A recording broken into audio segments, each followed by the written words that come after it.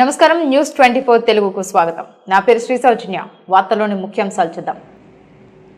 అనకాపల్లి జిల్లా నర్సీపట్నంలో ఘనంగా అల్లూరి 128వ జయంతి వేడుకలు నిర్వహించారు.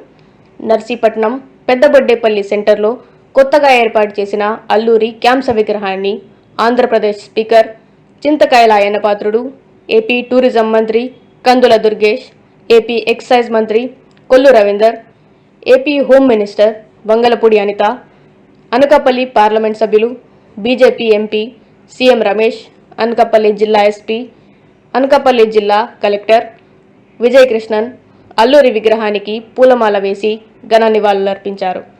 ఈ కార్యక్రమం అనంతరం అనకాపల్లి జిల్లా నర్సీపట్నం నియోజకవర్గం గొలుగొండ మండలం కృష్ణదేవిపేటలో ఆంధ్రప్రదేశ్ పర్యాటక సంస్కృతి శాఖ ఆధ్వర్యంలో నిర్వహించిన అమరవీరుడు అల్లూరి సీతారామరాజు స్తూపం వద్ద అనకాపల్లి జిల్లా కలెక్టర్ విజయ్ కృష్ణన్, అనకాపల్లి జిల్లా SP Tuhin Sinha, AP home minister Vangalapudi Anitha, Anakapalli parliament సభ్యులు సీఎం రమేష్ పాల్గొని నివాళులర్పించారు.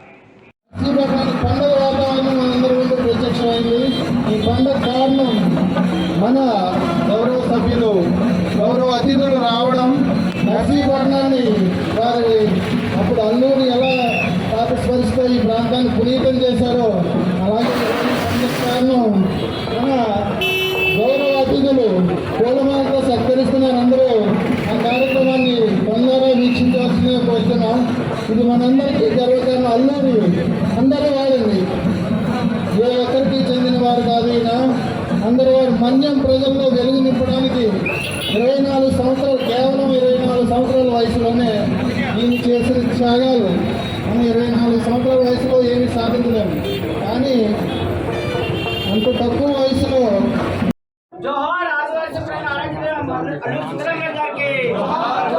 ప్రముఖ స్వతంత్ర సమరయోధుడు సీతారామరాజు గారికి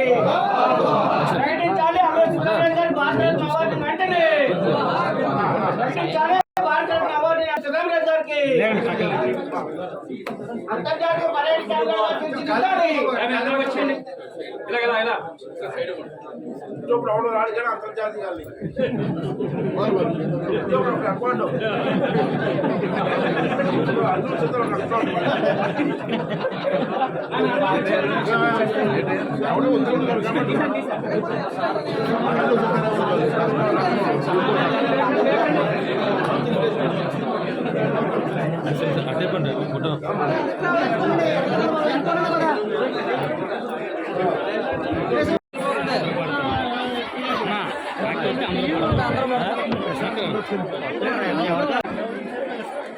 యంత్రాంగం సంయుక్త నిర్వహణలో అల్లూరి సీతారామరాజు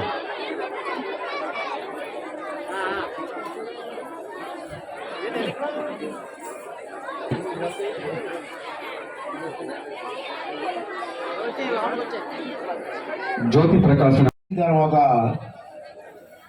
సభాపతి అయిన తర్వాత, స్పీకర్ అయిన తర్వాత ఒకసారి ఇంట్లో కూర్చొని ఎవరైనా ఎంపీలు డబ్బులు అడుగుదామని చెప్పి డిసైడ్ చేసుకున్నాను. డిసైడ్ చేసుకుని అనుకోకుండా రమేష్ గారు నేను ఢిల్లీ వెళ్ళాం. ఢిల్లీలో ఎయిర్పోర్ట్లో ఫ్లైట్ దిగి నడిచి వెళ్తున్నాను. వెనకాతల నుంచి అయ్యన కోదరి గారు ఎవరో చూశారు. తిరిగి చూసి వెనక్కి అప్పలనాయుడు గారు ఉన్నారు. ఇతను విజయనగరం ఎంపీ. మొదటి నుంచి స్నేహితులను కొన్ని పిలిస్తే అప్పలనాయుడు గారు ఎక్కడున్నారంటే ఢిల్లీ వచ్చారండి, విలేజ్ వచ్చారు ఢిల్లీ అండి. ఆ ఎయిర్పోర్ట్లో నడుచుకుంటే వెళ్తున్నాం. అయ్యన కోదరి గారు మన పేపర్లో చూశాను నేను. ఏ పేపర్ అండి ఇది?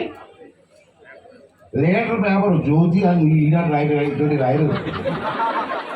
లీడర్ పేపర్లో మీరు అల్లూరి సీతారామరాజు పార్క్ వెళ్ళారట, ఫోటో వచ్చింది, డెవలప్ చేద్దాం అనుకుంటున్నారట. నేను మీ ఎంపీ, అక్కడ విజయనగరం ఎంపీ అయినప్పుడు కూడా నేను 10 లక్షల రూపాయలు ఇస్తానని చెప్పి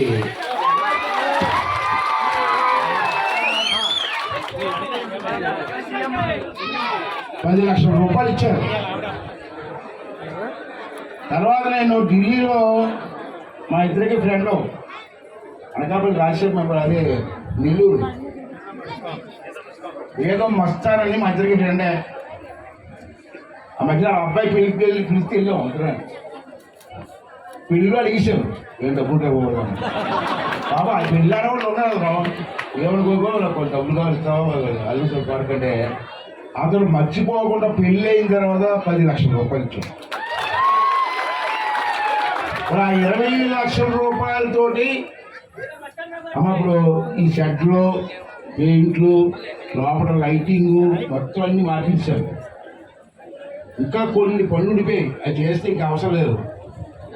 ఆ పని మా ఎంపీ గారి మీద వేస్తాం.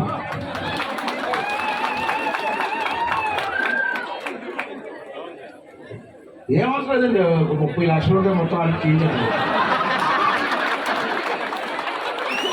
30 లక్షలు ఎక్కువ 30 కోట్లు అనట్లేదు, 30 లక్షలు అవుతుంది. ఆ మిగిలింది ఏమంటే మాకు కలెక్టర్ గారు ఇస్తారు సిఎస్ఆర్ గ్రాంట్.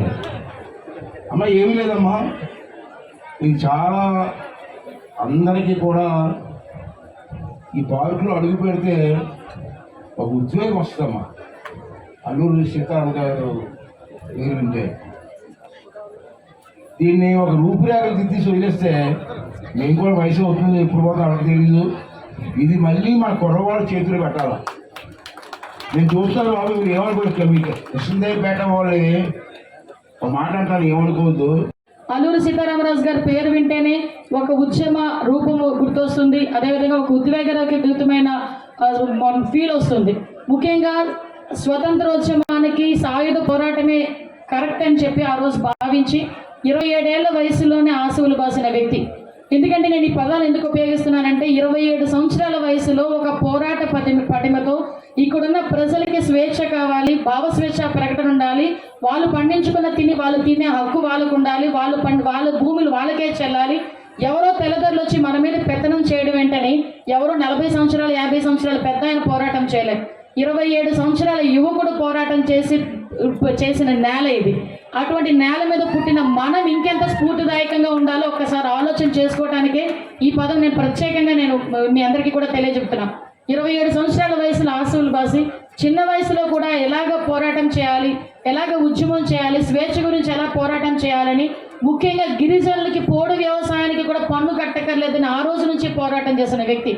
నేనేమంటానంటే ఈరోజు ఇటువంటి స్ఫూర్తిదాయకమైన ఒక వ్యక్తి గురించి మనం మాట్లాడుకునేటప్పుడు, స్వతంత్ర యోధుడి గురించి మనం మాట్లాడుకునేటప్పుడు ఇటువంటి విషయాలు మన నెక్స్ట్ జనరేషన్కి జనరేషన్ కూడా తెలియాలి అంటే అతని తాలూకా జీవన శైలి కానీ జీవిత చరిత్ర కానీ ప్రజలందరికీ కూడా తెలియజేసుకునే అవకాశం ఉంది. దీనిలో భాగంగానే 2014లో గవర్నమెంట్ వచ్చిన తర్వాత, తెలుగుదేశం పార్టీ గవర్నమెంట్ వచ్చిన తర్వాత ప్రత్యేకంగా అయ్యన్న పాత్ర గారు దృష్టిలో పెట్టుకుని దీని ఒక స్టేట్ ఫెస్టివల్ కింద ఆ రోజు డిక్లేర్ చేయడం జరిగింది. ఇది ఈరోజు ఇంత ఘనంగా చేసుకుంటున్నామంటే అయ్యన్న పాత్ర గారు తాలూకా చలవ, ఆయన తాలూకా కృషి అని మనం అందరం కూడా చెప్పుకోవచ్చు. ఎందుకంటే ఇటువంటి వ్యక్తుల తాలూకా విగ్రహాలు పెడితే, నేను ఇక్కడ రాజకీయాలు మాట్లాడడానికి రాలే, ఎవరో ఎక్కడో బెట్టింగ్ ఆడి ఎవడో చనిపోతే ఆ విగ్రహాలు పెట్టడానికి వెళ్ళే నాయకులు ఒక పక్క అయితే, ఎప్పుడు నుంచి అల్లూరి సీతారామరాజు గారి స్ఫూర్తిదాయకమైన నాయకత్వాన్ని ఈరోజు గుర్తుపెట్టుకోవాలి అని స్టేట్ ఫెస్టివల్ చేయడమే కాకుండా ఈయన స్థాయికి ఒక 4-5 స్టెప్పులు దిగి దీన్ని డెవలప్ చేయాలనే ఆలోచనతో ఒక పక్క నుంచి గవర్నమెంట్ని, ఒక పక్క నుంచి మా ఎంపీలని ఎవరు ఇస్తారు, ఎవరు స్ఫూర్తి ఉంది అని చెప్పి అనుకొని మీ అందరి గురించి, ఆయన గురించి ఈరోజు ఆయన స్ఫూర్తిని ముందుకు తీసుకెళ్ళాలి, నెక్స్ట్ జనరేషన్కి తీసుకెళ్ళాలి ఉద్దేశంతో ఆయన చేస్తున్న కృషి ఈరోజు మనందరం అభినందించాలి, మనందరం కూడా ప్రోత్సహించాలి. ఈరోజు నేను టూరిజం మినిస్టర్ గారు కూడా వచ్చారు.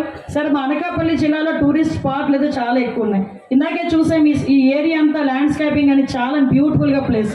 మనకి ఇంకొంచెం ముందుకెళ్తే లంబసింగ్ ఉంటుంది ఒకవైపు, అటు లంబస్ కానీ ఇటు ఈ కేడీపేటకి సంబంధించిన ఈ అల్లూరి సీతారామరాజు స్మారక చిహ్నం కానీ, ముందుకెళ్తే రేవుపోలవరం బీచ్ కానీ, అటే వెళ్తే కొండకర్ల ఆవు కానీ, ఇవన్నీ చూసుకుంటే ఒక విశాఖపట్నం జిల్లా, ముఖ్యంగా అనకాపల్లి జిల్లాలో ప్రత్యేకంగా టూరిజం మీద కనుక మనం దృష్టి పెడితే ఒక పక్క మన సంస్కృతిని, ఒక పక్క మన స్వతంత్ర సమరయోధుల్ని కూడా ముందు తరాలకి తీసుకెళ్లే అవకాశం.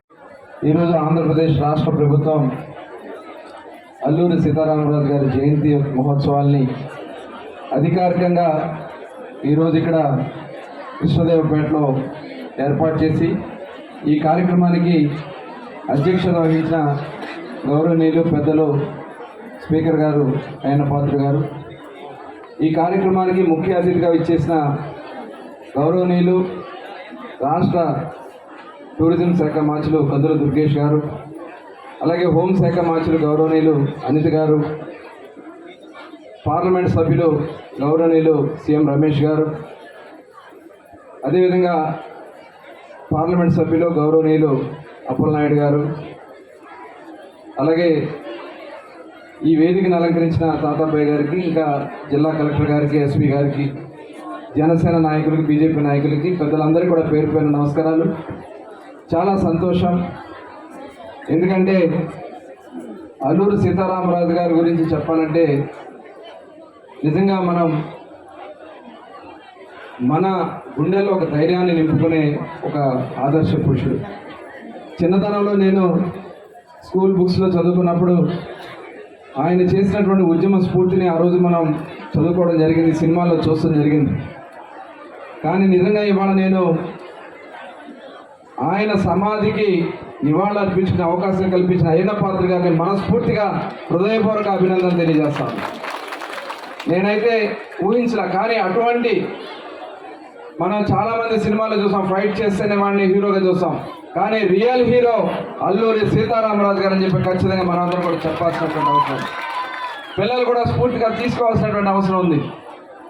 ఆ రోజున బ్రిటిష్ వారి పైన నిజంగా ఆ రోజు ట్రైబల్స్ ఏదైతే ఉన్నారో వాళ్ళందరినీ కూడా భయపెట్టి బయటికి రాకుండా చేయాలని ప్రయత్నం చేస్తే